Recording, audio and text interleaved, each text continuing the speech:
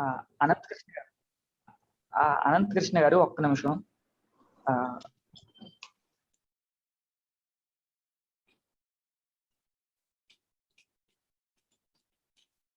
ఓకేనండి. ప్రార్థన చేస్తారా అండి? నేను చదువుతున్నానండి రాజేష్ గారు. ఆ!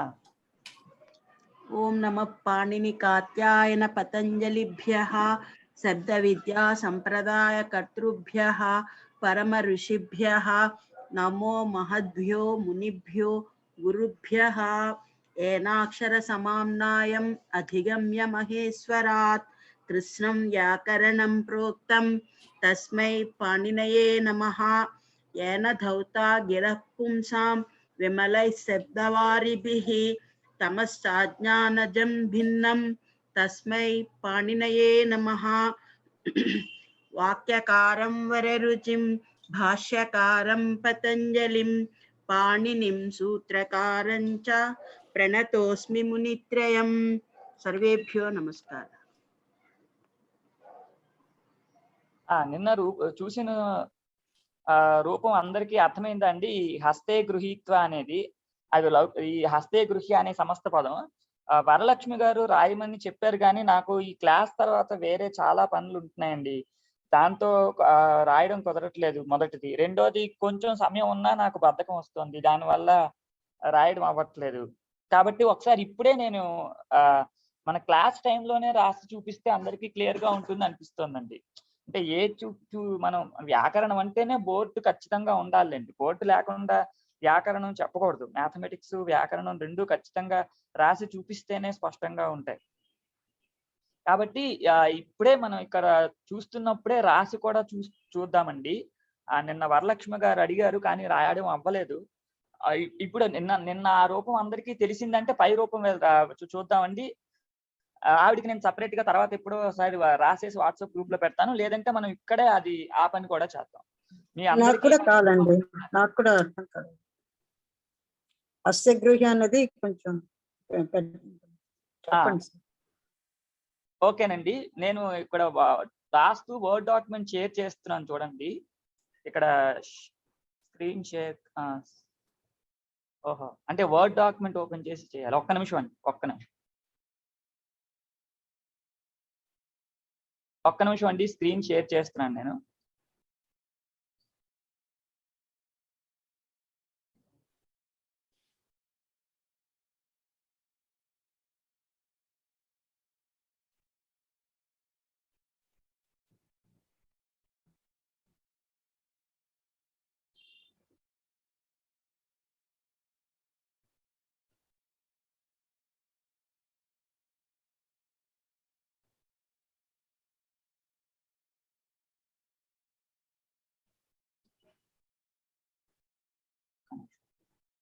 ఒక్క నిమిషం అండి. డాక్యుమెంట్ ఓపెన్ చేసి మీకు కొంచెం కనిపించేలా చేద్దామని, అంత అంతకుమించి ఏం లేదు.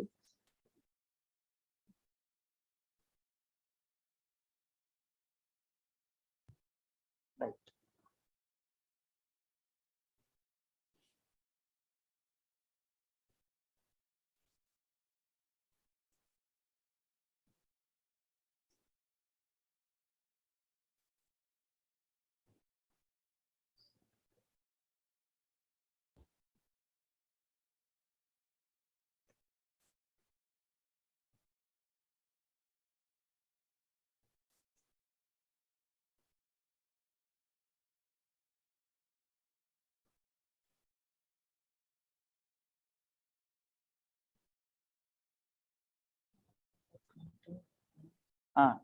మీకు డాక్యుమెంట్ కనిపిస్తోందండి?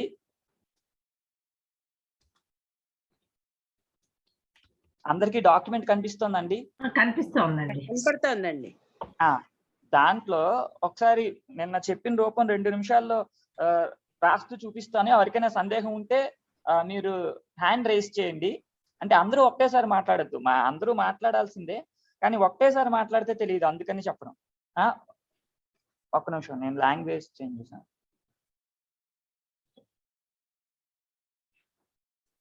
ఫాంట్ సైజ్ కనిపిస్తోందండి అందరికి? కనిపిస్తుందండి, ఇప్పుడు కనిపిస్తుంది.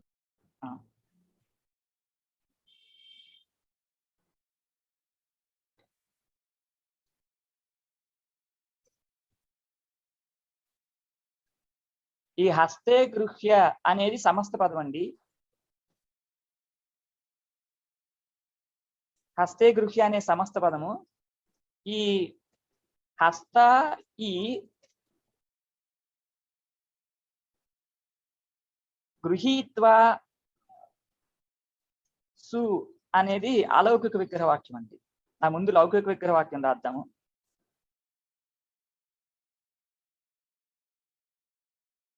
హస్తే గృహీత్వా అనేది లౌకిక విగ్రహ వాక్యము.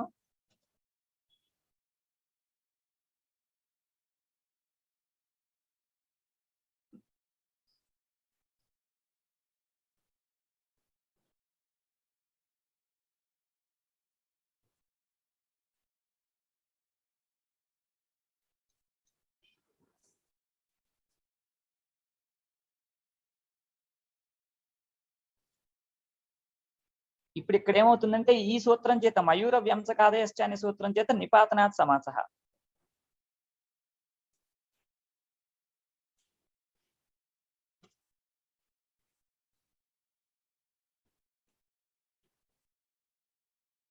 సు అంటే సూత్రేణ అని అర్థం అండి.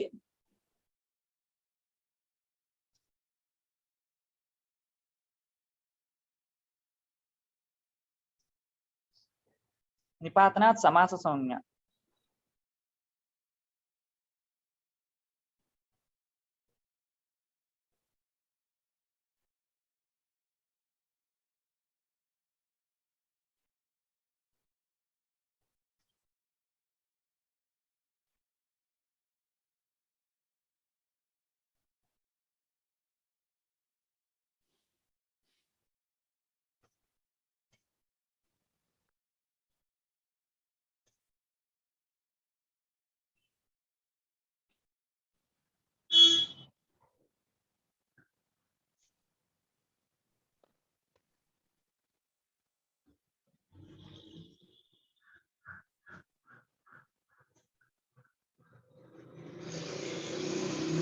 అందరికీ అర్థమవుతుంది కదండి ఇక్కడ వరకు? మనకు రోజు చెప్పుకున్నవి మీరు రాయక్కర్లేదండి. ఈ ప్రాతిపదిక సంజ్ఞ అంటే చాలు. అంటే మనకి ఎవరికి ఏం తెలియదు అనేది తెలియట్లేదండి. ఒక్కొక్కరికి ఒక్కొక్కటి తెలియకపోయింది. ఇప్పుడు వీళ్ళకి మనకి తెలిసిపోతుంది కదా అని మనకు అనిపిస్తుంది, కానీ అది కొంతమందికి తెలియదు. అందువల్ల అది కొంచెం సమస్యగా ఉంది. వృత్తది సమాసస్య రాయలేదండి. ఏంటండి? వృత్తది సమాసస్య రాశారా? రాశానండి. అదే కనిపించలేదు. ఓకే, ఫాంట్ సైజ్ పెంచనా అండి? ఫాంట్ సైజ్ కనిపిస్తుందండి, కొంచెం పెంచనా? వద్దొద్దు చాలు. అంటే మీరు సైడ్ కి వెళ్ళకుండా ఒక లైన్ కింద ఒక లైన్ కొంచెం విడ్త్ తక్కువ. ఓకే. సుపో లుక్ పూర్తిగా సుపో లుక్ అని చెప్పడానికి లేదండి. అంటే రెండింటికి లుక్ ప్రాప్తిస్తుంటే ప్రాప్తే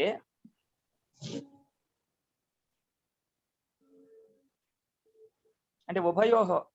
నేను ఇదంతా అనుకున్నదే రూపంలో.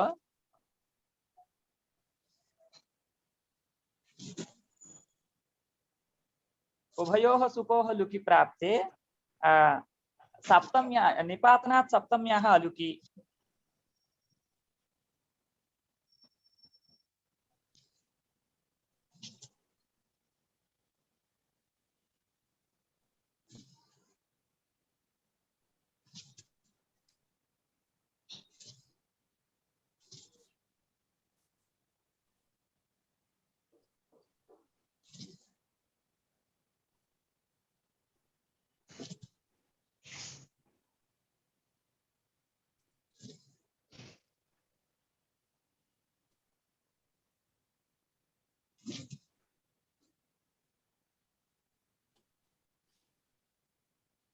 ఇక్కడ వరకు మామూలుగా అందరికీ తెలిసిందేనండి. ఇక్కడ వరకు చెప్పాల్సిన అవసరం ఉండకపోవచ్చు 90% ఎవరికి కూడా. అంటే ఆద్గుణహాని సూత్రం నుంచి అది గుణం వచ్చిన తర్వాత హస్తే గృహీత్వ అని ఉన్నప్పుడు దీనికి సమాస సంజ్ఞ ఉండడం వలన ఏం జరుగుతుందంటే సమాసే అనైపూర్వోక్తోల్యప్.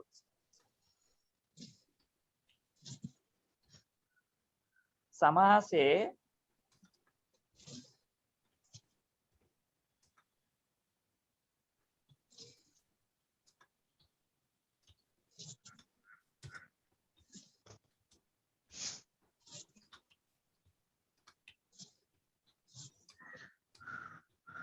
రాజేష్ గారు అంతవరకే రాయండి, తర్వాత కనిపించడం లేదు అందుకని.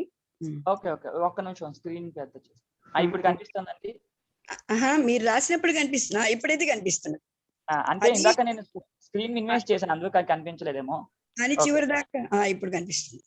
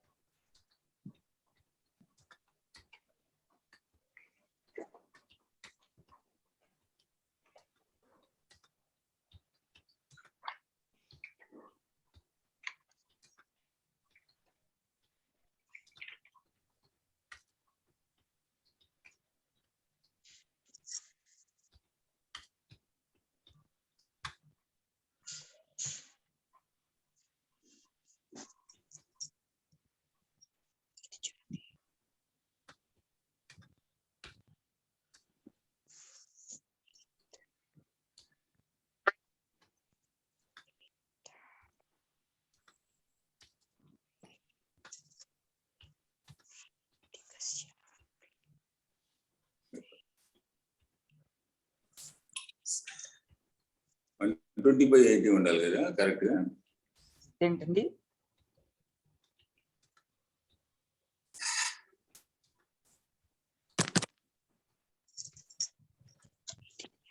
హస్తే గృహీయ ఉండాలేమో కదా. హస్తే ఈడాగమానికి నివృత్తి చేశాం కదండి. ఎక్కడ సప్తమి సప్తమి హస్తే ఉండాలి, దాని పై లైన్ ఇప్పుడు మీరు ఓకే ఓకే రైట్.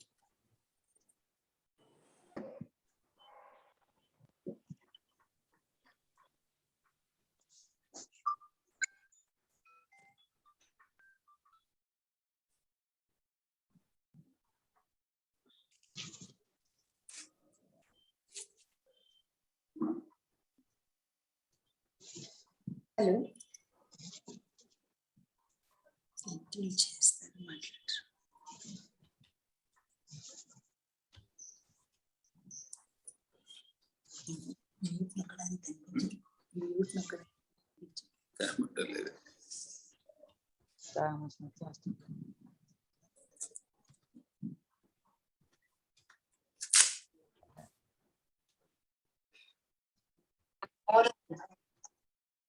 ఏంటండి వాళ్ళెవరో ఇంట్లో మాట్లాడుకుంటారు.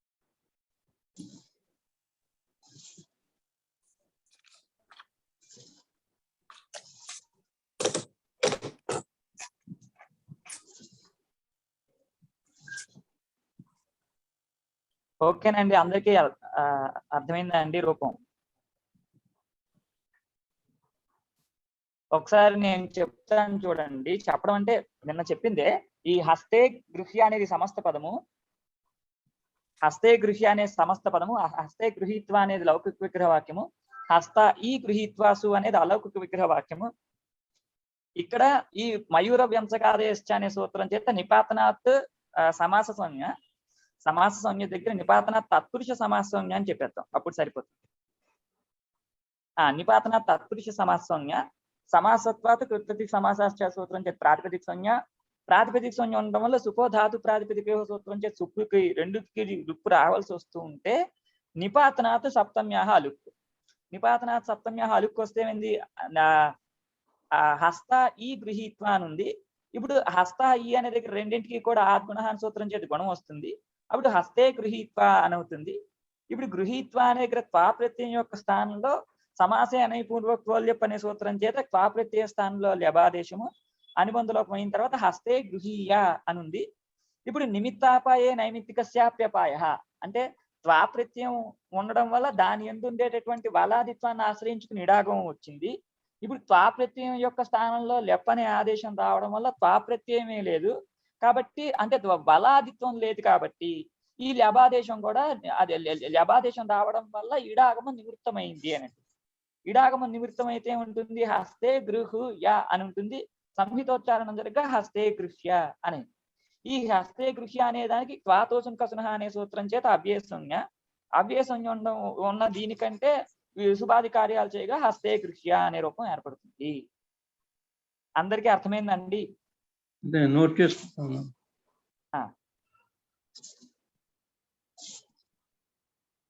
ఇక్కడ సంప్రసారణకి సూత్రం ఏమైనా ఉందా? అది మనం అవేం చెప్పలేదండి. అదేంటంటే గ్రహధాతువుకి త్వాప్రత్యయం చేసినప్పుడు ఉండే ప్రక్రియ, అది మనకు ప్రకృతంలో సమాసానికి అవసరం లేదని చెప్పలేదు. ఇక్కడ అవసరం లేదు.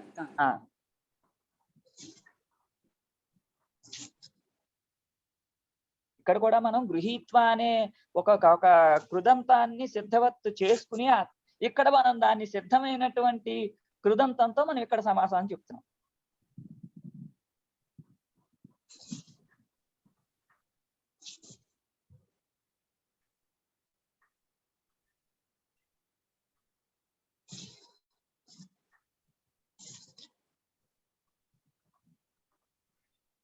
అందరికీ అర్థమైందండి? లేదంటే ఎవరైనా సందేహం ఏదైనా ఉంటే అడగచ్చండి.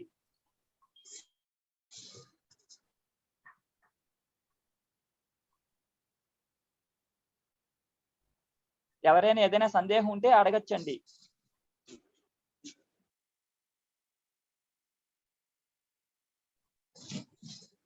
లేదంటే మనం పై ఉదాహరణలోకి వెళ్దాం. పైన కూడా ఇంచుమించు ఇలాగే, ఇంకా ప్రక్రియ అక్కడ మార్పు లేదు.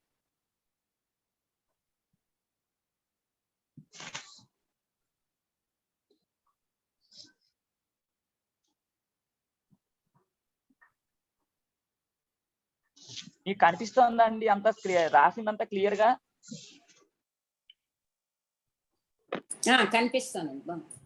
కనిపిస్తుందండి. ఓకే.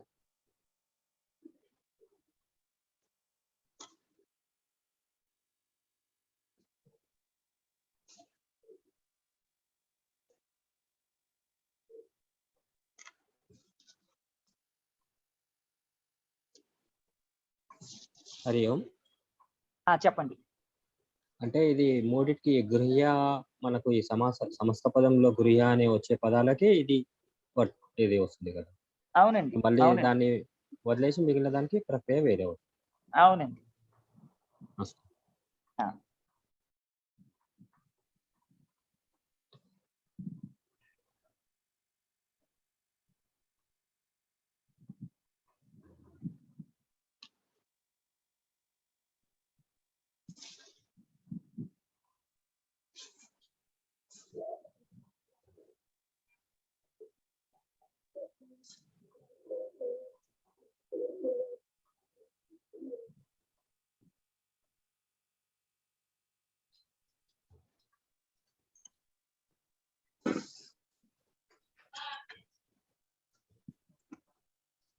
అందరికీ అర్థమైందంటే పై రూపంలోకి వెళ్దామండి.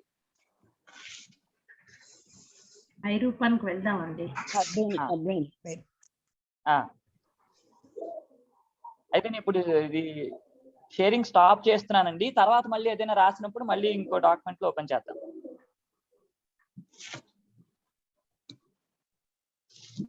మనం తర్వాత రూపంలో వెళ్తున్నామండి. యథావత హస్తే గృహ్య అనే ఉన్నట్టుగానే ఈ పాదే గృహ్య, లాంగులే గృహ్య అనే పునర్తాయ మూడు అంతే, అన్ని అంతేనండి. పాదే గృహీత్వ అనేది లౌకిక విగ్రహవాక్యము, పాదే గృహ్య అనేది సమస్త పదము, లాంగులే గృహీత్వ అనేది లౌకిక విగ్రహవాక్యము, లాంగులే గృహ్య అనే సమస్త పదము, పునః దత్వ అనేది లౌకిక విగ్రహవాక్యము, పునః దాయ అనేది సమస్త పదము. ఇవన్నీ కూడా వేదంలోనే ఉంటాయి. లౌకిక భాషలో ఇటువంటి ప్రయోగాలు అంటే సమస్త ప్రయోగాలు ఉండవు. లాంగులే గృహ్య అంటే లాంగులే గృహ్య అంటే తోకలో పెట్టుకునేనండి. లాంగూలం అంటే తోకని కదా. పునర్దాయ అనే దానికి లౌకిక విగ్రహకం సార్ చెప్పారు. పునః దత్వ అనండి, పునః దత్వ. పునః దత్వ. ఇక్కడ సమాస సంజ్ఞ ఉండడం వల్ల త్వా ప్రత్యయం యొక్క స్థానంలో లెప్ప ఆదేశం వచ్చిందండి. అదొక్కటే ఇక్కడ మనం అధికంగా చూసే ప్రక్రియ. మిగిలిందంతా కూడా ప్రక్రియ సూత్రాలన్నీ కూడా ఇంతకు ముందు ఉన్నట్లుగానే సామాన్యంగానే ఉంటాయి. ఇక్కడ పునఃదాయ అనే దగ్గర మళ్ళీ పునర్ అనేది రేఫాంత ఆప్యం, అది గుర్తుపెట్టుకోవాలి. పునర్సు దాయాసు అని అనమాట. దత్వాసు అని ఉంటుంది. అందరికీ అర్థమైందండి? పునర్దాయ అనే దగ్గర హస్తే గృహ్య, పాదే గృహ్య, లాంగులే గృహ్య అనేవి ఇవన్నీ కూడా సప్తమ్యంతాలు. కానీ పునర్దాయ అనే దగ్గర పునః అనేది అవ్యయము, అది సప్తమ్యంతం కాదు. పునర్ అనే రేఫాంత అవ్యయము, పునర్సు దత్వాసు అని ఉంటుందండి, అంతే. పునర్సు రేపతో సార్ చెప్పండి. అవునండి, పునర్సు దత్వ, పునర్సు దత్వాసు. అవునండి, దత్వాసు. స్వప్రత్యయం దత్వ. దాయ అన్నది లెప్పు. అవును.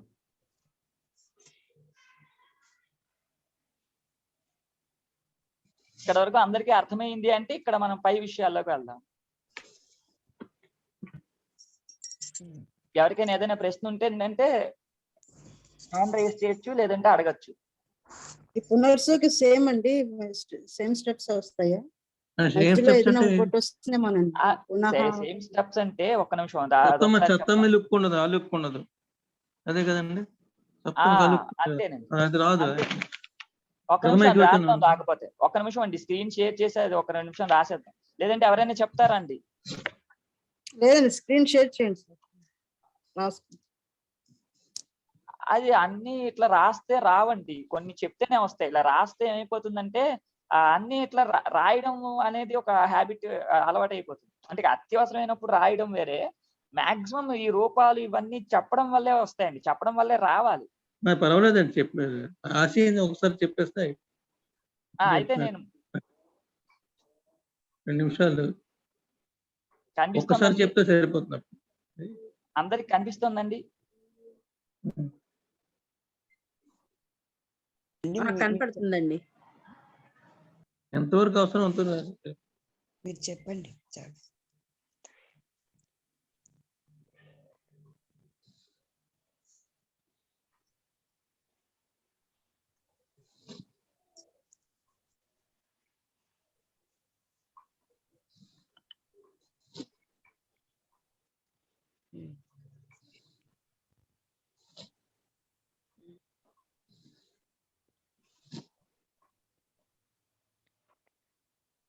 ఇక్కడ వరకు అందరికీ తెలిసిందే కదండి. ఇక్కడి నుంచి ఇక్కడ ఏం లేదు.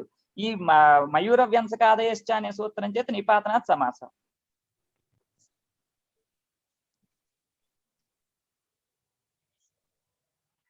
ఈ సు అంటే సూత్రేణ అని అర్థం అండి, తృతీయ ఏకవచనంలో గుర్తుపెట్టుకోండి.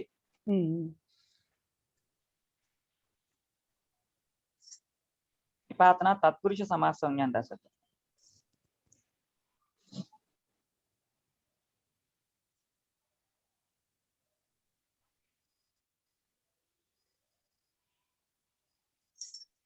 సమాసత్వాత్ ప్రాతిపదిక సంజ్ఞాయం.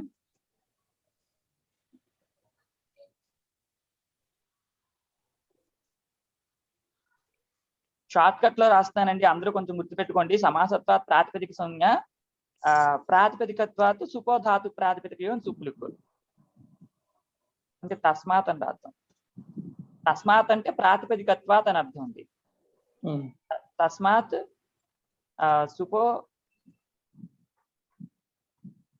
ధాతు ప్రాతిపదికయోః ఇది సూత్రేణ సుపో లుకి. ఇక్కడ లుక్కే, ఇక్కడ మళ్ళీ ఆ లుక్ ఏమీ లేదు.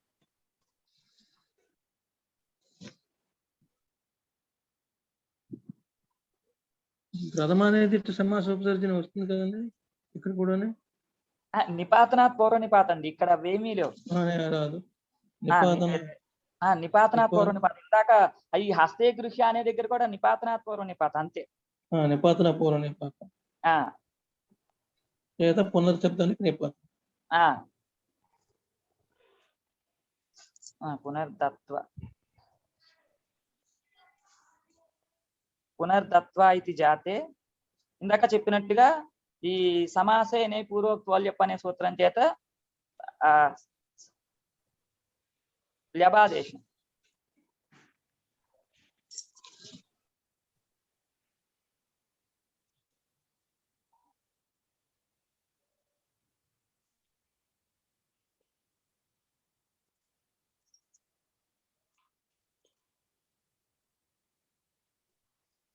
అనుబంధ లోపం జరిగిన తర్వాత ఏమవుతుంది? పునర్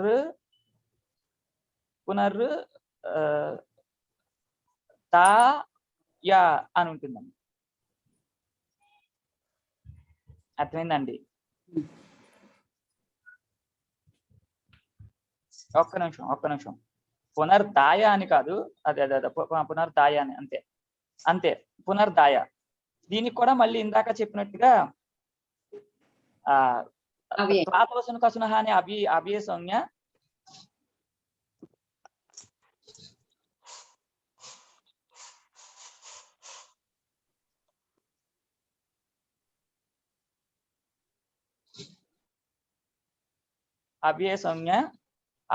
ఉండడం వల్ల ఇంకా విశిష్ట శుభాది కార్యాలు జరగగా పునర్దాయ అని అవుతుందండి. దీర్ఘం ఎలా వచ్చిందండి? పునర్దాయ అనండి. ధాతు ఎవరు ప్రశ్న అడిగింది? ధాతువే ధాతు అండి.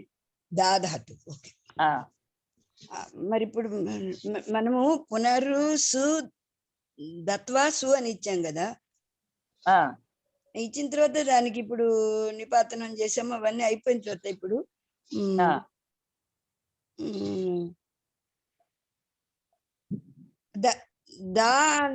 దత్వాలో దా అనే ముందే అనుకోవాలండి మనం ఇప్పుడు దాధాతు కాబట్టి. ఒక్క నిమిషం దానికి ఒక సూత్రం ఉందండి, చెప్తా. దీర్ఘం ఎలా వచ్చింది? దీర్ఘం కాదు. ఒక్క నిమిషం. ఘోదద్ఘోహో అని ఒక సూత్రం ఉందండి. ఒక్క నిమిషం. అలాగే.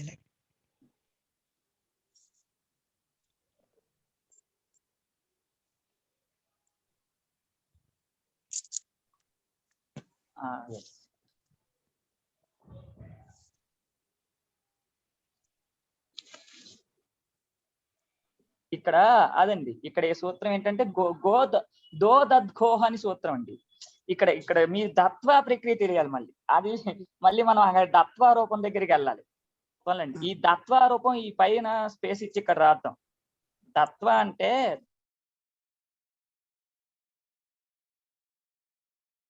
ప్రత్యయం చేసిన తర్వాత ఏం జరుగుతుందంటే ఈ దద్ ఘోహ అనో సూత్రం ఉందండి. ఈ దోదద్ ఘోహ అండి, ఇది దోహ కాదు, మహాప్రాణ ఘకారం.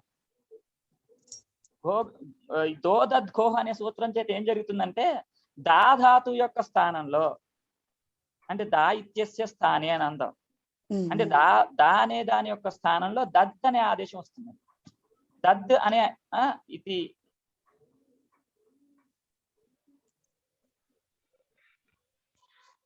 ఆదేశం వచ్చిన తర్వాత ఏమైంది? దద్ త్వా అని అయిందండి. దద్ త్వా దగ్గర చర్తం అండి, చర్తం వచ్చి మళ్ళీ ఇక్కడ తత్వ అని అవుతుందండి.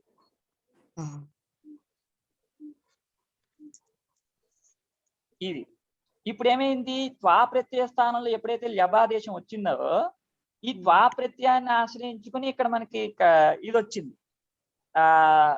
త్వా ప్రత్యయాన్ని ఆశ్రయించుకుని దదాదేశం వచ్చింది కాబట్టి త్వా ప్రత్యయమే లేదు కాబట్టి దదాదేశం కూడా ఉండదు. అప్పుడు దా అని ఉంటుందండి. వచ్చింది కాబట్టి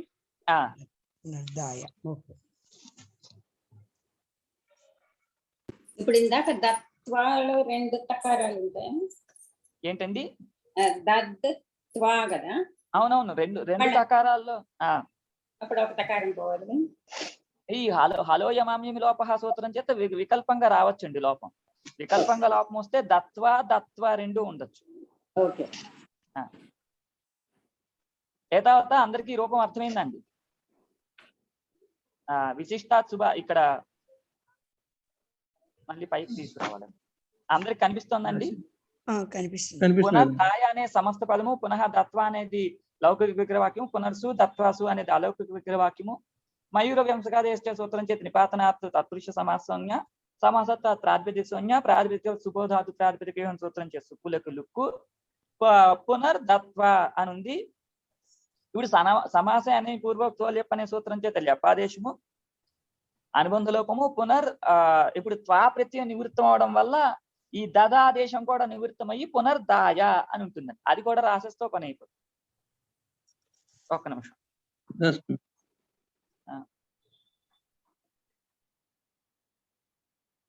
రాశారు కదండి, అనుబంధ లోపే పునర్దాయ. అదే అక్కడ ఇంకొకటి రాయాలి.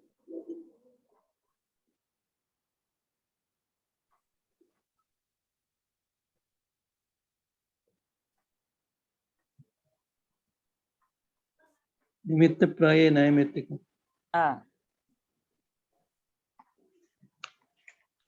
ఇది అందరికీ తెలుసు కాబట్టి పూర్తిగా రాయట్లేదండి. నిమిత్తాపాయే ఇది న్యాయేన దదాదేశస్య నివృత్తౌ దదా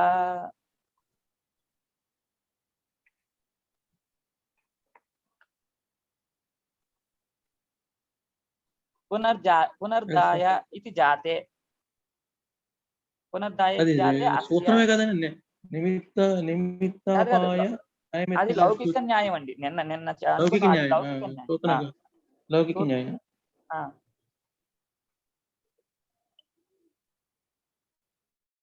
దాని చేత పునర్దాయ లేపాదేశి అనుబంధ లోపం ఎలా చెప్తా ఉంటే నిమిత్తపాయ నైమిత్తిక ఇది లౌకిక న్యాయేన పునర్దాయ. అవునండి, అవునండి. అందరికీ అర్థమైందండి?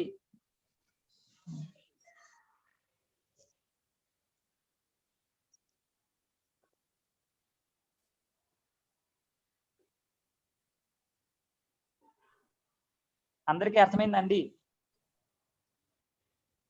అర్థమైందండి. ఈ షేరింగ్ ఆపేస్తున్నానండి.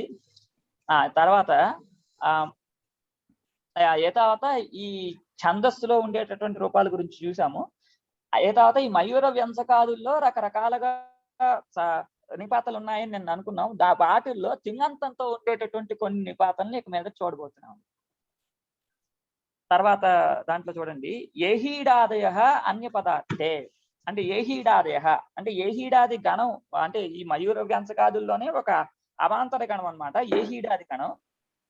ఈ ఏహీడాదుల్లో ఉండేటటువంటి పదాలు అన్య పదార్థాలు అంటే అన్య పదార్థ ప్రాధాన్యం ఉన్నవిగా ఉన్నప్పుడు తత్పురుష సమాసాన్ని పొందుతాయి అని. ఇక్కడ కూడా సముదాయానికే సమాస సంజ్ఞ. ఏహీడాదయ అన్య పదార్థే అంటే ఏహీడాది గణంలో ఉన్నటువంటి పదాలు అన్య పదార్థాన్ని కనుక చెప్పినట్లయితే అప్పుడు తత్పురుష సమాసాన్ని పొందుతాయి నిపాతనాథని. ఈ సూత్రం చేత నిపాతనాథ్ వాటికి తత్పురుష సమాసం వస్తుంది అని అందరికీ అర్థమైందండి. అన్య పదార్థం అంటే ఏంటండి? అన్య పదార్థం ఓ ఉదాహరణ చూస్తే మీకే తెలిసిపోతుంది. ఇప్పుడు ఏహీడం అనేది మొట్టమొదటి ఉదాహరణ అండి. ఏహీడం అంటే ఏంటంటే ఏహి ఈడే అనండి. అంటే ఏహి ఈడే అయితే యస్యాం క్రియాయాం ఉచ్యతే సా క్రియా ఏహీడం అన్నమాట. ఏహీడం కర్మ క్రియ ఏదైనా అనుకోవచ్చు. ఏహీడం కర్మ అనుకుందాం. అంటే ఏహి ఈడే ఇది యస్మిన్ కర్మని ఉచ్యతే తత్ ఏహీడం కర్మ అనండి. అంటే ఏంటి? ఏహీడ అనే దగ్గర ఏహి అనేది ఒక తింగంత పదం ఉంది, ఈడే అనేది ఇంకొక తింగంత పదం ఉంది. కానీ ఇక్కడ విగ్రహవాక్యంలో ఏహి అనే తింగంత పదానికి ఈడే అనే తింగంత పదానికి ప్రాధాన్యం ఉన్నా సమస్త పదానికి వచ్చేటప్పటికి ఏహీడ అనే దానికి ఏ క్రియకి ప్రాధాన్యం లేదు. అంటే ఏహి అనే దగ్గర ఆగమన క్రియకి ప్రాధాన్యం లేదు, ఈడే అనే దగ్గర స్తుత్యర్థకమైనటువంటి ఈడ అనే ధాతు దానికి కూడా ప్రాధాన్యత లేదు. మరి దేనికి ప్రాధాన్యత ఉంది అంటే ఎక్కడైతే ఇటువంటి కర్మ జరుగుతుందో ఆ కర్మకి అంటే ఎక్కడైతే అలా చెప్తారో అన్నమాట ఆ చెప్పే దానికి ప్రాధాన్యత ఉండడం వలన ఇక్కడ అన్య పదార్థ ప్రాధాన్యం ఉన్నట్లయింది. అర్థమైందండి? అందరికీ అర్థమైందండి? ఏహీడం అంటే ఏహి ఈడే ఇది యస్మిన్ కర్మని ఉచ్యతే. అంటే ఏ కర్మ ఎందైతే మీరందరూ రండి మేము మిమ్మల్ని పూజిస్తాము అని చెప్తారో ఆ కర్మ ఏహీడం అనండి. ఏహీడం అంటే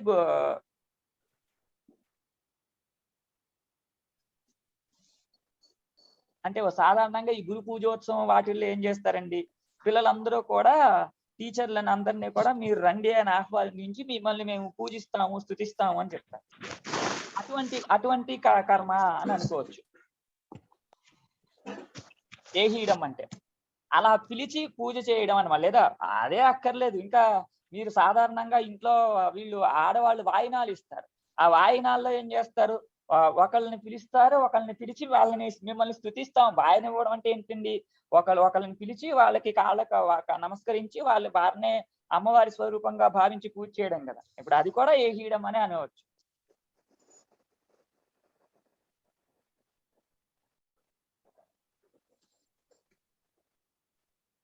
అర్థమైందండి? అర్థమైందండి. ఇప్పుడు ఈ ప్రక్రియ చూడాలండి, ఈ ప్రక్రియ చూడాలి. ఇది కూడా రాస్తేనే బాగుంటుందండి. అంటే ఎందుకంటే రాయకపోతే మళ్ళీ ఎవరికి అర్థం అవుతుంది ఎవరికి అర్థం కాదు నాకు తెలియదు. మొదటిది ఏంటంటే మొదటిది. రెండోది ఏంటంటే రాస్తూ పోతే అన్ని నేను రాస్తూ పోతే మీకు ఎంతమందికి వచ్చిందో కూడా ఒకసారి రాస్తే తొందరగానే అర్థం అవుతుంది. ఒక్క నిమిషం మళ్ళీ స్క్రీన్ షేర్ చేసి ఉంచేయడమే మంచిదేమో. అన్నిసార్లు మనం షేర్ చేసి ఆపేస్తే కంటే. ఒక్క నిమిషం ఎందుకు స్ట్రక్ అయిపోయింది. ముందుగా పేపర్ మీద రాసి ఉంచి ప్రొజెక్ట్ చేయడం కాదండి, క్లాస్కి వచ్చే ముందు తయారు చేస్తుంది. అది దానికి మళ్ళీ ఎక్కువగా పరిశ్రమ చేయాల్సి వస్తుందండి. పొద్దున్న నుంచి రకరకాల పనులండి, ఒక రకమైన పని కాదు. దాంట్లో ఏంటంటే అవ్వట్లేదు. అంటే మీకు ఈజీ అవుతుంది ఇక్కడ రెడీగా ఉంటే. ముందు రోజు ఎప్పుడు తయారు చేసుకుంటారు? రాజేష్ గారు చెప్పండి. ఇన్ని రోజులు మీరు ఏమి స్క్రీన్స్ షేర్ చేయకుండా రాయకుండానే అందరికీ అర్థమైంది కదండి. ఇప్పుడు కొత్తగా ఇప్పుడు రాయడం మొదలు పెట్టి ప్రతి సూత్రం చేయొద్దని చెప్పట్లేదండి. లెట్ మీ టాక్ అండి. మీరు మాట్లాడినట్లే నేను మాట్లాడుతున్నా. ఒకసారి అందరూ ఒకసారి మాట్లాడద్దండి. ప్రతి ఒక్కరు వారి వారి అభిప్రాయం చెప్పండి. అందరికీ ఆ స్వాతంత్ర్యం ఉంది. కానీ ఒకళ్ళు మాట్లాడడం ఒకళ్ళు ఇంటర్వెన్షన్ అనేది. అది ఇప్పుడు మీరు ప్రతి సూత్రము రాయడం మొదలు పెట్టే ఇన్ని రోజులు మీరు రాయకుండానే మేమంతా బాగా నేర్చుకున్నాం కదండి. అదండి నా పాయింట్. అంతే, మీరు రాయొద్దని కాదు. అవును, మరి స్కూల్ పిల్లల్లాగా మరి స్కూల్ ఫీడింగ్ అయిపోతా ఉందండి. అసలు మాకు ఇంకేం ఆలోచించడానికి అవసరం లేకుండా అన్ని మీరు రాసిస్తే మేము కాపీ కొట్టేసుకుంటే ఎలా వస్తుందని నా అభిప్రాయం అండి. అది ఇది నేను ఇందాక చెప్పాలనుకున్నాను. అన్ని నేను రాస్తుంటే మీకు వచ్చిందో లేదో మీకు వస్తుందో లేదో నాకు తెలియదండి. మొదటి ఇంకొంతమంది అలా అంటే ఒక్కొక్కళ్ళకి ఒక్కొక్క సమస్య ఉంటుందండి క్లాస్ లో. అంటే అన్ని క్లాసుల్లోని, నాట్ ఈవెన్ దిస్ క్లాస్. అంటే నేను ఎన్ని క్లాసులు చెప్తున్నాను అంటే ఒక 4-5 క్లాసులు ఉన్నాయి ఇంచుమించు. అక్కడ అన్ని చోట్ల కూడా ఎక్కడో అక్కడ ఏదో ఒకటి ఇట్లాంటి ఒక్కొక్క సమస్య వస్తుంది. వాటిని ఎలా టాకిల్ చేయాలనేది నాకు పూర్తిగా తెలియట్లేదు. అలా అని నేను మొత్తం రాస్తూ వెళ్తే మీకు కొత్తగా ఆలోచించి కొత్తగా చెప్పే అవకాశం రాదు. అలా కొత్తగా చెప్పే అవకాశం వస్తుంది అని వదిలిపెట్టేస్తే అందరికీ తెలుస్తుందండి.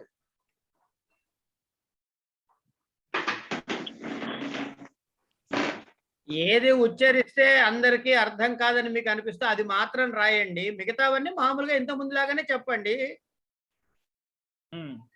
మీకు ఉచ్చరిస్తేది అర్థం కాదేమో అనుకున్నవి మాత్రం రాయండి.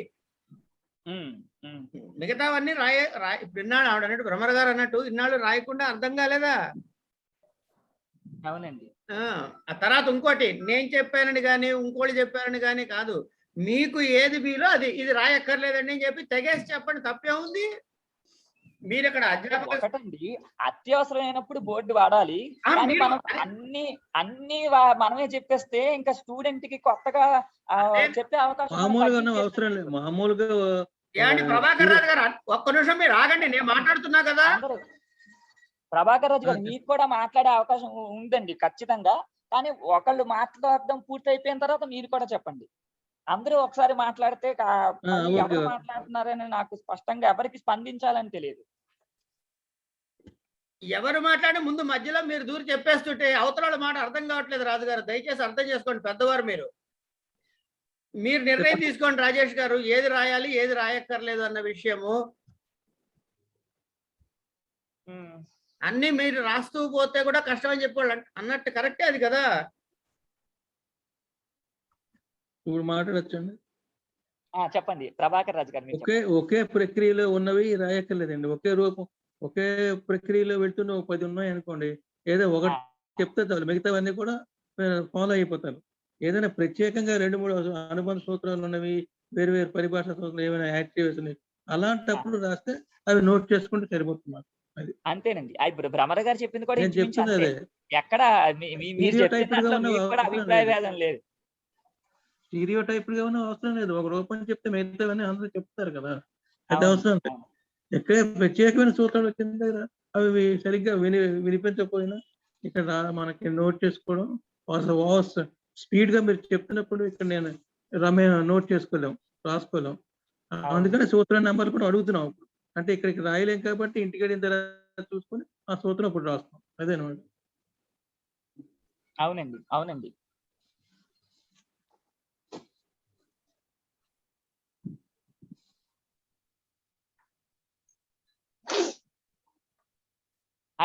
అయితే మీరు ముందు ఎవరైనా ఈ ఏహీడం రూపం ప్రయత్నించండి. ఎవరు ప్రయత్నిస్తారండి? ఏహీడంలో ప్రయత్నించండి. ఏహి ఈడే ఇది యస్మిన్ కర్మణి తత్ ఏహీడం. అవునండి.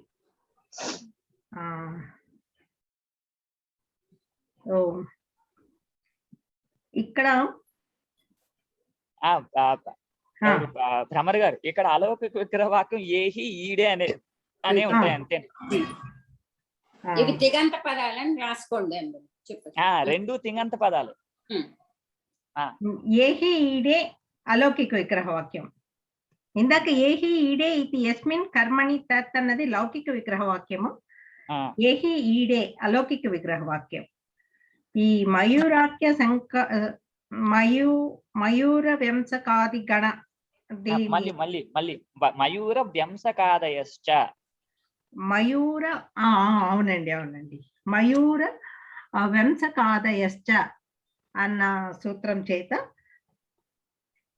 దానిలో అంతర్గతమైన ఏ హీడాదయో అన్య పదార్థే అనే గణ సూత్రం యొక్క బలంతో ఇక్కడ సమాస తత్పురుష సమాసం కింద నిపాతనం చేయబడింది. ఇక్కడ ఒక్క ఇది ఈడే ఏకారానికి అకారాదేశము అది కూడా నిపతించబడింది. ఇక్కడ ఇంకొక పక్షం కూడా ఈడే అనే దానికి ఈడా ఆదేశం వచ్చింది అని కూడా చెప్తున్నారండి. అది కూడా అంటే రెండు రకాలుగా ఉంది. ఈడే అనే దానికి ఈడా ఆదేశం వచ్చింది అనేది ఈ లఘు శబ్దేంద్ర శేఖరంలో వాటిల్లో ఉందన్నమాట. అంటే అకారాదేశం చేస్తే ఇదేమైపోయిందండి, అంటే ఇది అకారాదేశ పక్షం కూడా ఉంది. రెండు పక్షాలు ఉన్నాయి. ఈ సిద్ధాంత పక్షంగా మరి అయితే శేఖరంలో ఉంది కాబట్టి మరి దాన్ని అంగీకరించాలి. అంటే ఈడే అనే దానికి ఈడా ఆదేశం అన్నమాట. ఈడే అనే దానికి ఇడా అనే ఆదేశం అనండి. ఓకే ఇడా అన్నది ఆదేశం. ఓకే ఈడే అన్నదానికి ఇడా అన్న ఆదేశం వచ్చి ఏహి ఈడ అయ్యింది. దీన్ని సవర్ణ దీర్ఘ సంధి చేస్తే ఏహీడ అయ్యింది. ఇది ఏమి లేదండి, అంతే. విశిష్ట శుభాధికార్యాలు ఏహీడం. అదే అతో దాంతో అవన్నీ ముందు చూసినట్లే. విశిష్ట శుభాధికార్యాలు అంటే విశిష్ట శుభాధికార్యాలు చేసిన తర్వాత ఏహీడం అన్న రూపం అండి. అవునండి. ఇక్కడ అకారాదేశ పక్షం కూడా ఉందండి. ఏహి ఈడే అనే దగ్గర ఏకారానికి అకారాదేశం చేసేస్తే ఏహి ఈడా అనేది అప్పుడు కూడా విశిష్ట శుభాధికార్యాలు చేసిన ఏహీడం అనే ఉంది. ఈ మయూర వంశకాదయశ్చ. భ్రమర గారు 5 సార్లు చెప్పండి. మయూర వ్యంసకాదయశ్చ. మయూర వ్యంసకాదయశ్చ మయూర వంశ కాదయశ్చ, మయూర వంశ కాదయశ్చ, మయూర వంశ కాదయశ్చ, మయూర వంశ కాదయశ్చ. ఈ సూత్రంలో అన్ని చాలా మట్టుకు నిపాతనాలే ఉన్నాయి కాబట్టి వీటికి ఇంకా చాలా మట్టుకు అంతే కదండి, అన్ని నిపతించేశారు కదండి. అవునండి, అది మొన్న మొదటి ఇక్కడ కూడా నిపాతం నిమిత్తపాయ నైమిత్తిక అని ఇది లౌకిక న్యాయేనా అని చెప్పారు కదా. ఏం నిమిత్తమో ఏం నైమిత్తికం ఇక్కడ చెప్పండి. ఒకసారి అందరూ మాట్లాడద్దండి. ఆయన ప్రశ్న అడిగారు, నేను చెప్తానండి దయచేసి. నేను అడిగింది అంటే నిపాతం చేయాలి, నిపాతంకి నిమిత్తపాయ నైమిత్తికం లౌకిక న్యాయం ప్రభాకర్ రాజు గారు, ఇక్కడ ఇంతకు ముందు గృహీత్వ అనే దగ్గర, దత్వ అనే దగ్గర త్వాప్రత్యాన్ని ఆశ్రయించుకుని ఈ గ్రహధాతువుకి సంప్రసారణాలు దీర్ఘాదులు రావడము, అలాగే దాధాతుకి దదాదేశం రావడం అనేవి 2-3 కార్యాలు వచ్చాయి కదా. దాంట్లో ప్రత్యయం త్వాప్రత్యయం నిమిత్తము ఆ సంప్రసారణ కార్యం కానీ లేకపోతే ఈ దదాదేశం కానీ నైమిత్తికం. అదండి సంప్రసారణం కాదు. ఇప్పుడు గృహీత్వ అనే దగ్గర ఇడాగమం కానీ దదాదేశం కానీ నైమిత్తికము. ఇప్పుడు నిమిత్తం పోవడం వల్ల నైమిత్తికం పోయింది అని అక్కడ చెప్పాం. ఇక్కడ నిమిత్తము లేదు, నైమిత్తికం లేదు పోవడానికి, కాబట్టి దానికి ఇక్కడ ప్రవృత్తి లేదు, అంతే. నిపాతం ఏంటండి? పూర్వ నిపాత అంతే. నిపాతనాత్ పూర్వ నిపాత, అది నిపాతన కాదు, ఏహి అనే దానికి నిపాతనాత్ పూర్వ నిపాత, అంతే.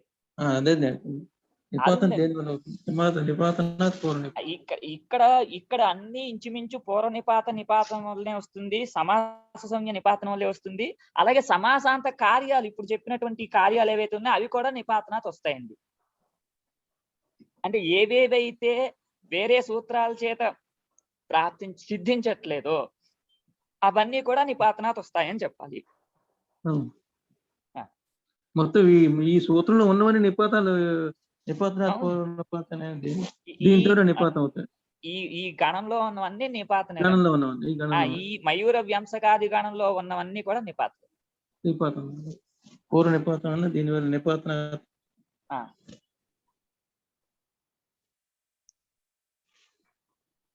ఇప్పుడు ఈ రూపం అందరికీ అర్థమైనట్టేనండి. ఏహీడం అనేది ప్రక్రియలో ఏమీ విశేషం లేదండి. నిపాతనాత్ సమాసంజ్ఞ, నిపాతనాత్ ఏహి అనేదానికి పూర్వ నిపాత, నిపాతనాత్ ఈడే అనేదానికి ఇడాదేశం, లేదా ఈడే అనే దగ్గర ఏకారానికి అకారాదేశం, 2 పక్షాలు కూడా ఉన్నాయి.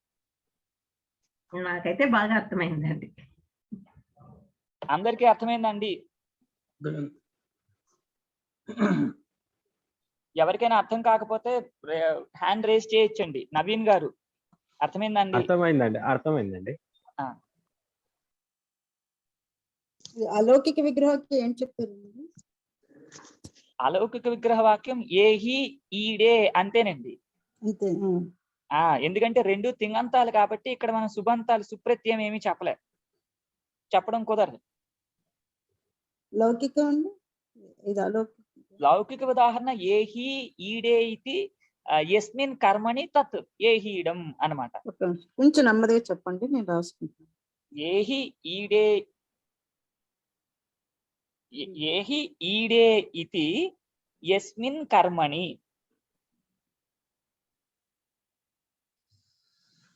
ఏహి ఈడే ఇది యస్మిన్ కర్మణి తత్ ఏహీడం అనండి.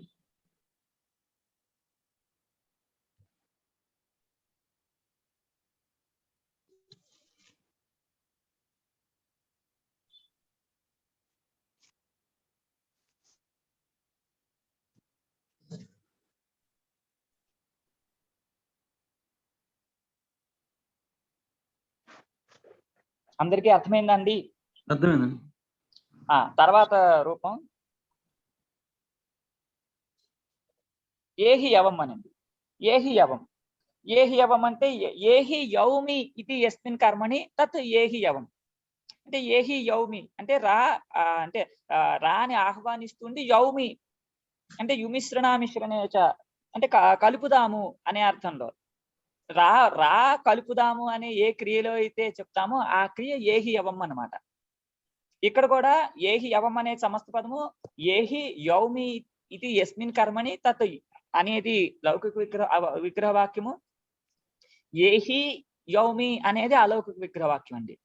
అలౌకిక విగ్రహవాక్యం కూడా ఏహి యౌమి అనేదే. ఇప్పుడు నిపాతనాతు ఈ సూత్రం చేత సమాసంజ్ఞ నేనే చెప్పేస్తే ఇంకా ఇంకేముందండి, అన్ని నేను 2 నిమిషాలు చెప్పేసి వెళ్ళిపోతాను. ఇంకెవరైనా చెప్పండి, భ్రమర్ గారు కాకుండా. ఒక్క సెకండ్ అండి రాజేష్ గారు. ఇక్కడ కలిపి రండి అందరినీ పిలుస్తున్నాం కాబట్టి బహువచనం చెప్పాలేమో అండి. నిపాతనాథ ఏకవచనమేనండి, బహువచనం ఏమీ లేదు. అది ఏకవచనంగానే, అంటే జాతీయ ఏకవచనం అనేది ఏదైనా అనుకోవచ్చు, మరి తెలియదు. ఇవి ఏకవచనంగానే నిపాతనగా ఉన్నాయి కదా, అంతే. ఓకే, ఇంకెవరైనా చెప్తారండి భ్రమర్ గారు కాకుండా? ప్రయత్నం చేస్తాను. చెప్పండి. ఏహి యవం అండి ఇది. అవునండి, ఏహి యవం. అవును, ఏహి యవం. ఏహి యవం అది లౌకిక విగ్రహవాక్యం. ఏహి యౌమి అలౌకిక విగ్రహవాక్యం. మయూర వంశకాదాయస్య అనే సూత్రం చేత తత్పురుష సమాసంజ్ఞ. ఇదే సూత్రం చేత ఏహిదాయో అన్య పదార్థే అనే సూత్రం చేత అనే గణ సూత్రం చేత ఈ గణంలో ఉన్న శబ్దాలన్నీ కూడా నిపతించబడ్డాయి. కాబట్టి ఏహి అనే శబ్దానికి యౌమి అనే దాంతో సమాసం తత్పురుష సమాసంజ్ఞ రాగా, సమాసం వచ్చి తత్పురుష సమాసంజ్ఞ రాగా తత్పురుష సమాసం నిపతించబడి తత్పురుష సమాసంజ్ఞ వస్తుంది. ఏహి యౌని, ఏహి యౌని కదండి, యౌమి, ఏహి యౌమి అవుతుంది. యౌమి యౌమి యౌమి ఏహి యౌమి, ఏహి యౌమి అవుతుంది. యౌమి వృత్తది సమాసస్య అనే సూత్రం చేత ప్రాతిపదిక సంజ్ఞ. ఇంకా ప్రాతిపదిక సంజ్ఞ ఉన్నా. ఇక్కడ సుప్పులకు కూడా లేదండి ఇక్కడ, ఎందుకంటే ఇక్కడ సుప్పు ఎత్తియాలే లేవు. సుప్పులు లేదు. తర్వాత ఇది కూడా పర్వలింగం కూడా రాదు కదా. అది అంటే ఇది అన్య పదార్థం కాబట్టి పర్వలింగం రాదండి, ద్వంద్వ తత్పురుషులకే కదా, ఇది అన్య పదార్థం కాబట్టి రాదు. అంటే ఇంకా విశిష్ట శుభాధిష్కారి అంటే ఏహి అనేదానికి పూర్వనిపాత చెప్పండి. ఏహి అనేదానికి నిపాతే పూర్వ నిపాతం అనే నిపాతనాత్ పూర్వనిపాత, నిపాతనాత్ పూర్వ నిపాతం. అలాగే నిపాతనాత్ యౌమి అనేదానికి యవ అనే ఆదేశం ఉంది. యౌహి అనే దానికి యవ ఆదేశం, యవ అనే ఆదేశం. యౌమి అనే యవ అనే ఆదేశం నిపాతనాత్ వచ్చి ఏహి యవ అవుతుందండి. అవును, ఏహి యవ.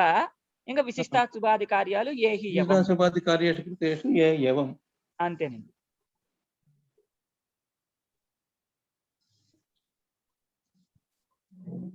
అందరికీ అర్థమైందండి? ఎవరికైనా సందేహం ఉంటే అడగచ్చండి, లేదంటే పై రూపంలోకి వెళ్దాం.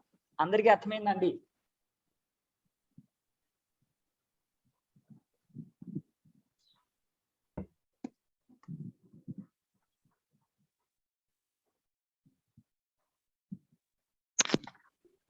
అందరికీ అర్థమైందండి? రాజేష్ గారు అర్థమైందండి. దాని తర్వాత రూపం అండి ఏహి వణిజ అనండి, ఏహి వాణిజ అనండి. ఏహి వాణిజ అంటే ఏహి వాణిజ అనే దగ్గర కూడా అదే ప్రక్రియ అండి, అక్కడ కూడా మార్పు ఏమీ లేదు. ఏహి వాణిజ ఇది యస్యాం క్రియాయాం సా ఏహి వాణిజ అనండి. అంటే ఏహి వాణిజ ఇది యస్యాం క్రియాయాం సా ఏహి వాణిజ అంటే ఓ వ్యాపారస్తుడా ఏహి రా అని ఏ క్రియ ఎందైతే ఉచ్చారణ ఉంటుందో దానికి ఏహి వాణిజ అని పేరండి. మీరు ఒకసారి గమనించండి, ఇవన్నీ ఈ ఉదాహరణలన్నీ కూడా సంస్కృతం అత్యంత వ్యవహారిక భాషగా ఉంది అనే విషయాన్ని స్పష్టంగా తెలియజేస్తున్నాయి. ఇది అత్యంత వ్యవహారికంగా లేకపోతే ఇటువంటి ప్రయోగాలు ఎక్కడ ఉంటాయండి? కాకపోతే మనకి ఒక ఆశ్చర్యం ఏంటంటే, మనం ఎంతో కాలం నుంచి తెలుగులో మాట్లాడుతున్నా కూడా ఇటువంటి క్రియాపదాలు తెలుగులో లేవు, ఇటువంటి సమస్త పదాలు లేవు. ఎందుకని ఎందుకని ఉండకపోవచ్చు అంటే, సంస్కృతం అనేది విశ్వసిస్తే అనాది కాలంగా వ్యవహారంలో ఉన్నది కాబట్టి, చాలా కాలంగా కొన్ని వేల సంవత్సరాల పాటు నిత్య దైనందిన వ్యవహారాలు అందరూ వ్యవహరించేవారు కాబట్టి ఆ వ్యవహారం చాలా విస్తారంగా ఉంది. వ్యవహారం విస్తారంగా ఉన్నప్పుడు ఆ విస్తారంలో ఇటువంటివి ఉంటాయి. తెలుగు మహా అయితే 1000 సంవత్సరాల నుండి వ్యవహారంలో ఉందండి. ఈ 1000 సంవత్సరాల నుంచి ఉండడం వల్ల తక్కువే ఉన్నాయి ఒక రకంగా. అంటే ఇలాంటివి ఏమి మనం తెలుగులో చూడలేం. కొన్ని తద్ధితలు చూస్తే అసలు ఇంకా ఆశ్చర్యం అనిపిస్తుంది. అంటే ఇదంతా మనకి ప్రస్తుతం కాదు, కానీ మనం ఈ చదువుతున్నప్పుడు ఆ దృష్టి ఉండాలి దానికోసం చెప్పడం అంతే. ఇదేదో ఏదో పురాణ భాష, లేకపోతే కావ్య భాష, ఏదో శిష్ట భాష, ఇవేమి భాషలు, ఆ భాషలన్నీ కూడా, కానీ అవే భాషలు కాదు. అన్నిటికంటే ముందు అందరికీ మాతృభాష. మన ప్రాచీనులందరికీ కూడా ఆ మాతృభాష వారికి కావడం వల్ల, వారు అదే భాషలో సంభాషణాదులన్నీ చేయడం వల్ల వాళ్ళు ఆ కావ్యాలన్నీ సంస్కృతంలో రాశారు. కాబట్టి అది కావ్య భాష, కాబట్టి అది పురాణ భాష, కాబట్టి అది ఇంకో శాస్త్ర భాష అయింది, కాబట్టి అది శిష్ట భాష అయింది. అది వేరే విషయం.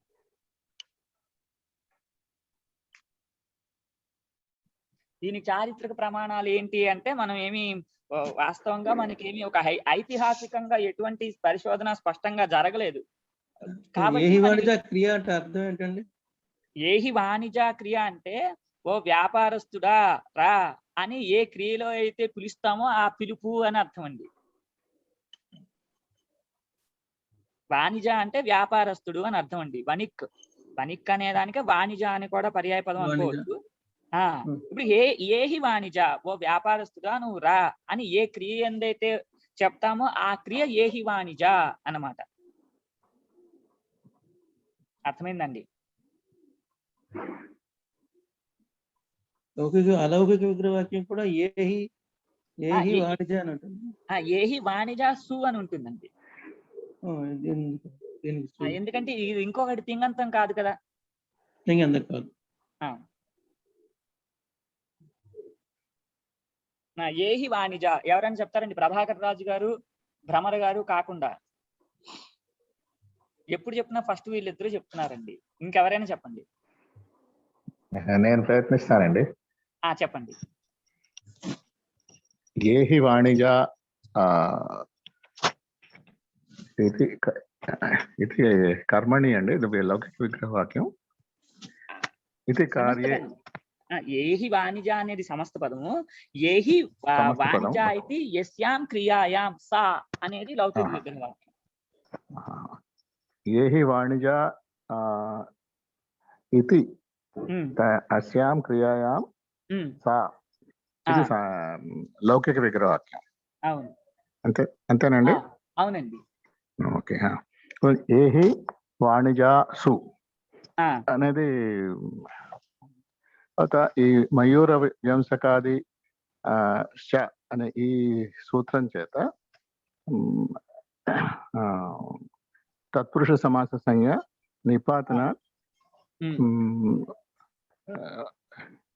అనేది ఏహి అనే దానికి పూర్వ నిపాతం వచ్చి ఏహి వాణిజ సు అనే రూపమే ఉంటుందండి. దీనికి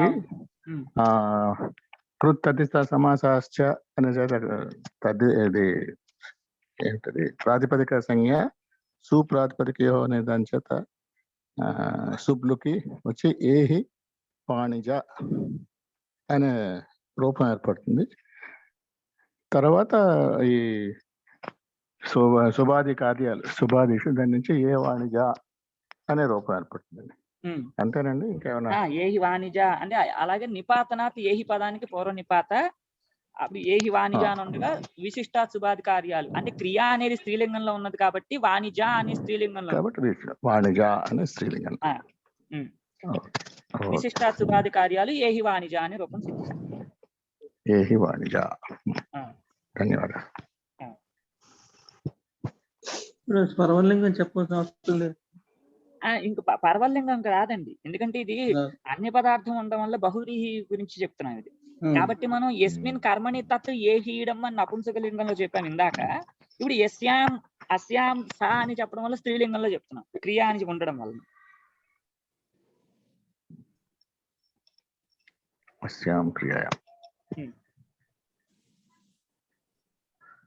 తర్వాత అపేహి వాణిజ, అక్కడ కూడా అంతేనండి. అపేహి వాణిజ ఇది యస్యాం క్రియాయాం సా అపేహి వాణిజ అంటే వెళ్ళు వ్యాపారస్తుడా అని. తర్వాత ప్రేహి వాణిజ, ఇక్కడ ప్రక్రియ సమానమేనండి, అందుకని ప్రక్రియ మనం చూడక్కర్లేదని నేను అనుకుంటున్నాను. అందరికీ ప్రక్రియ అర్థమవుతుంది కదండి. ఎవరికైనా సందేహం ఉంటే అడగచ్చు. అపేహి వాణిజ అనే సమస్త పదము అపేహి వాణిజ ఇది అస్యాం క్రియాయాం సా అపేహి వాణిజ అనండి. అలాగే ప్రేహి వాణిజ ఇది యస్యాం క్రియాయాం సా ప్రేహి వాణిజ. అలాగే ఏహి స్వాగతం ఇది యస్యాం క్రియాయాం సా ఏహి స్వాగత అనండి. అంటే అంటే రండి, మీకు స్వాగతం అని చెప్పినట్టుగా అనమాట. అంటే వెల్కమ్ చేయడం, ఏహి స్వాగత అని. ఇంకా కాబట్టి ఇటువంటి ఎవరు వ్యవహారం చేయటం లేదండి. నేను ఎక్కడా చూడలేదు. కావ్యంలో అంటే ఎక్కడే చేసి ఉండొచ్చు. నేను ఏ కావ్యంలో కూడా ఇవి చదవలేదు. అంటే నేను చదివిన కావ్యాలే 3-4 అనుకోండి. నేను ఏ కావ్యాలు చదవలేదని చెప్పి స్టేట్ చేయకూడదు. కానీ ప్రసిద్ధంగా కనిపించట్లేదు కాదండి. ఇప్పుడు మనం ఉపయోగించాలి కదా. ఉపయోగించాల్సిందేనండి. సంస్కృతము వ్యవహార భాష అని ఎవరైతే అంటున్నారో ఇవన్నీ వాళ్ళు ఉపయోగిస్తేనే సంస్కృతం వ్యవహార భాష వాస్తవానికి. లేదు ఒక 20-30 సుబంతాలు, ఒక 40-50 తింగంతాలు, ఒక 40-30 కృదంతాలు కంఠస్థం చేసేసి సంస్కృతం మాతృభాష వ్యవహార భాష అంతం అనేది అది అత్యంత సాహసమైనటువంటి నిర్ణయం. అని నేను వాళ్ళని ఎవరిని క్రిటిసైజ్ చేయట్లేదు. వాళ్ళందరూ కూడా మంచి ఆదర్శంతో వచ్చారు. కానీ ఆదర్శం అక్కడితో ఆగిపోకూడదు అనేదే నా భావన. అంతకు మించి ఏం లేదు. మనం ఇక్కడ వాణిజ ఏహి వాణిజ అని ఎవరిని పిలవలేకపోయినా ఏహి స్వాగత అని పిలవచ్చు. ఎవరిని పిలవడం కాదండి, ఎవరిని పిలవడం క్రియ. ఏహి స్వాగత అంటే ఏహి స్వాగత అత్ర చలతి అన్నాం అనుకోండి, సరిపోయింది. ఏహి స్వాగత అత్ర చలతి అంటే అందరినీ రండి రండి అని పిలుస్తున్నారు అని ఇక్కడ జరుగుతుంది అని చెప్తున్నట్టు అవుతుందిగా.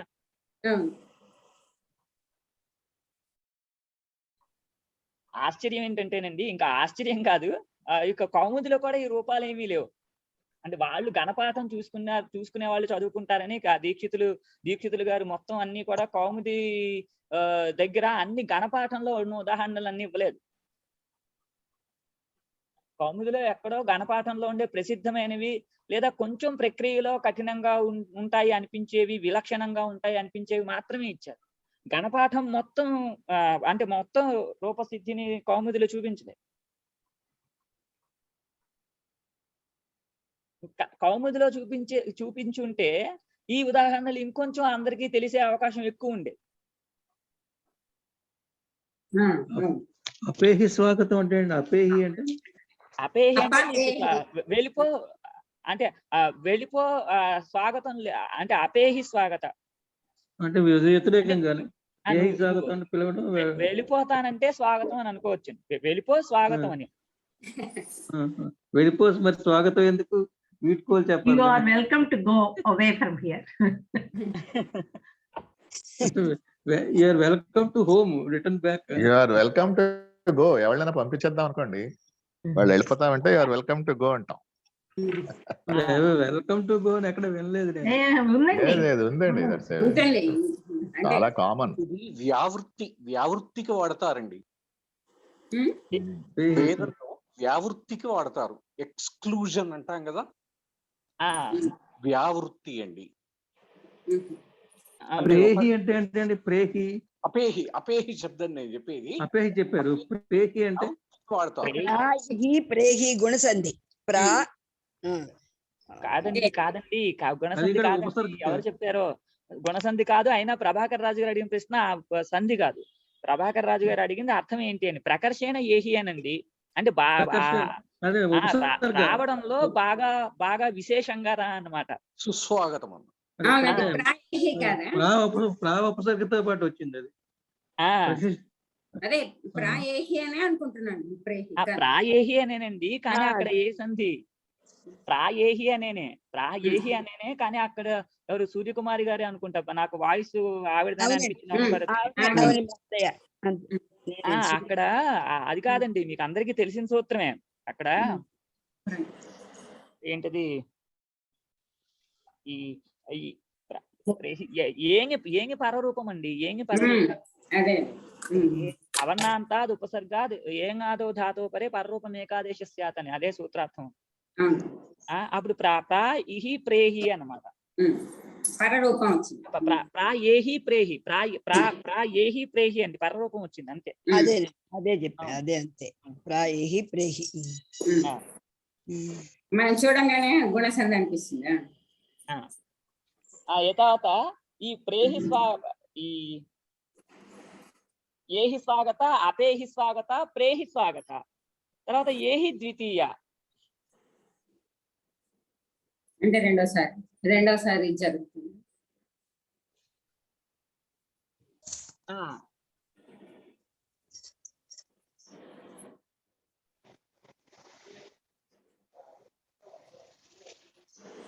అంటే ఏహి ద్వితీయ ఇది యస్యాం క్రియాయాం సా ఏహి ద్వితీయ అనండి. అంటే రెండోసారి అని అర్థం లేదు, రెండవ వాడు అని గాని రెండవది అని గాని.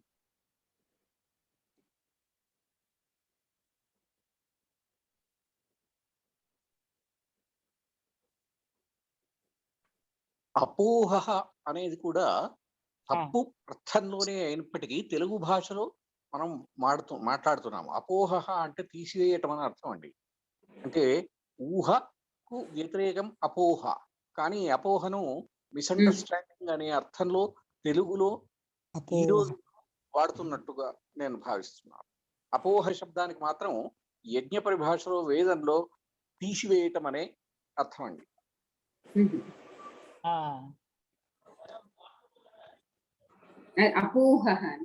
అపోహ గుణసంధి. ఊహ అపోహ ఊహ గుణసంధి. మనమేమో అపోహ అని వాడుతుంటాం, అదేనండి. అది తప్పండి, తెలుగులో వాడేది తప్పండి. అదే అదే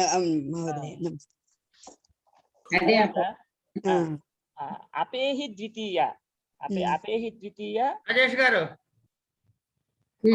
సారీ అండి, నేను టైం చూడలేదు ఇవాళ. దయచేసి జై రామ్. ఓకే. ధన్యవాదాలు. నమస్తే అండి.